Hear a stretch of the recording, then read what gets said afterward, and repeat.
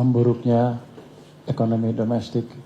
Dibanding negara lain kita masih kuat, bahkan dibanding Malaysia, Thailand, dan lain masih kuat. Cuma gerakan nilai tukarnya beda kan, Anda lihat. Saya Dani Pak dari Bisnis Indonesia. Udah pinternya untuk dia nih, ada di mana-mana dia. Ya Pak, saya punya dua pertanyaan. Pertanyaan pertama, ini kan kemarin rupiah sudah di level 17.200 ke atas ya Pak ya, hampir mendekati 17.300. Dan juga kan harga minyak kan masih naik juga. Nah, dari Bapak sendiri, apakah sudah ada perhitungan Pak untuk melakukan APBN perubahan gitu? Beberapa kalangan juga sudah menilai perlunya adanya APBN perubahan. Mungkin apakah nanti setelah reses DPR sudah mulai akan dibicarakan gitu Pak.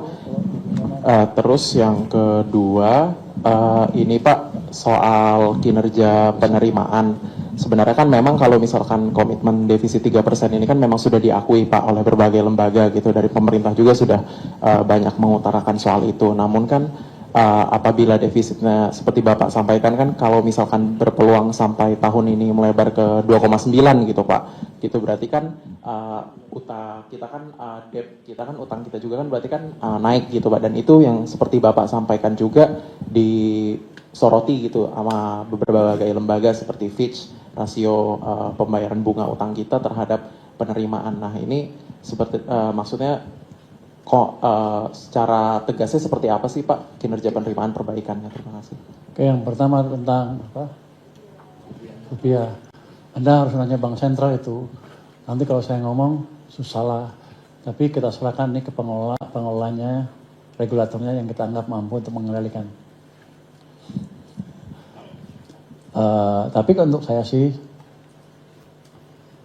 ini bukan tanda pemburukan apa dipicu oleh memburuknya ekonomi domestik. Dibanding negara lain kita masih kuat, bahkan dibanding Malaysia, Thailand, dan lain masih kuat. Cuma gerakan nilai tukarnya beda kan, Anda lihat Malaysia menguat, Thailand menguat terhadap dolar, relatif ya dari awal tahun sampai sekarang. Tapi kan akan begini-begini. Coba Anda tanya ke Bank Sentral kenapa seperti itu. Mungkin saya bukan ahlinya di sini, tapi yang jelas adalah fondasi ekonomi kita tidak berubah, bahkan akan cenderung semakin cepat. Karena kita akan semakin serius perbaikin kendala-kendala di perekonomian. Terus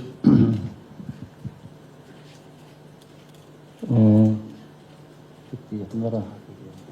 Ya.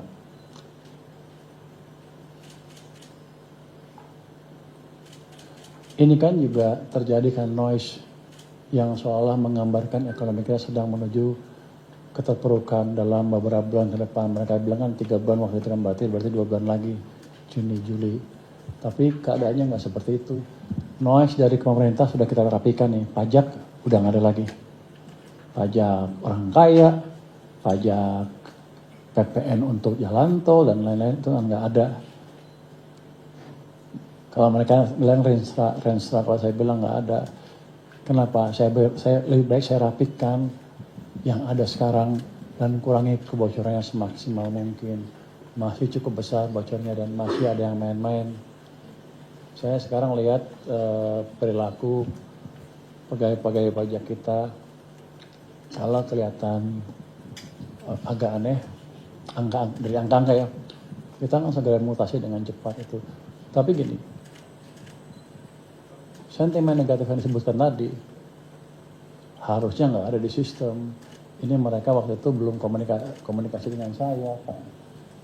Sekarang sudah dirapikan. Jadi itu yang penting. Saya akan hilangkan oleh semaksimal mungkin dari Kementerian Keuangan. Yang kok seolah saya nggak tahu ada apa, emang saya nggak tahu. Itunya pelaporan saya akan saya buat bagus sehingga setiap ada masalah yang penting mereka lapor ke saya. Itu jadi banyak noise yang menimbulkan sentimen negatif di mana-mana. Ini padahal lembaga dunia bilang orang naikkan itu dengan minyak kan. Padahal kita lembaga dunia yang paling canggih udah bilang bagus. JP Morgan, ADB, S&P juga nggak komplain banyak. Dia hanya nanya waktu S&P datang. Ini saya cerita lagi S&P ya. Karena mungkin dipikir saya main-main. Waktu datang dengan S&P, saya pakai bahasa Inggris tuh. Karena sebagian orang Indonesia bilang Mungkin saya nggak pernah keluar negeri karena saya nggak bisa bahasa Inggris. Oh, wawancara gue ya? Wawancara gue siapa? Itu lu dari Bloomberg ya? Bloomberg ya? Bloomberg sama Reuters mana? Si siapa? EPN. Gue bisa bahasa Inggris kan? Jadi waktu di sana mereka kaget. Jadi mereka pikir, jadi sebagian investor datang ke saya sebetulnya pengen lihat menterinya bisa apa enggak. Ya, saya jelasin ya, mereka tahu saya bisa dan penjelasan cukup dalam lah, nggak cuman di permukaan aja. Asing aja udah merubah pandangannya, jadi mereka bilang oke, fiskal kamu bagus.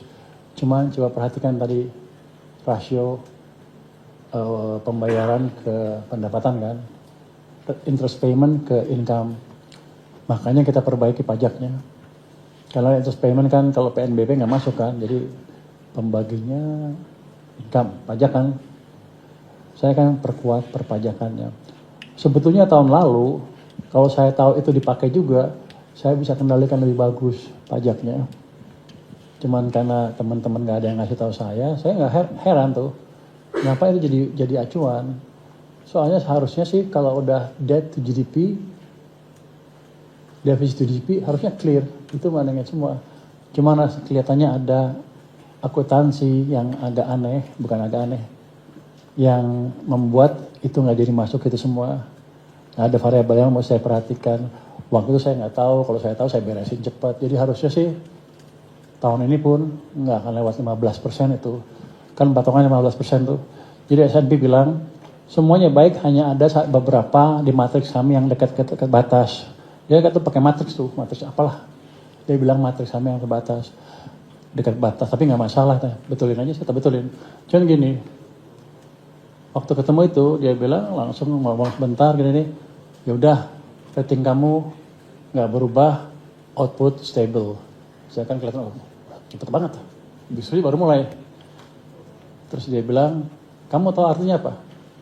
Gue bilang gak bego kan, saya nggak tahu, coba jelasin. Artinya peringkat kamu 2 tahun ke depan kira-kira nggak berubah. Itu strong message kan.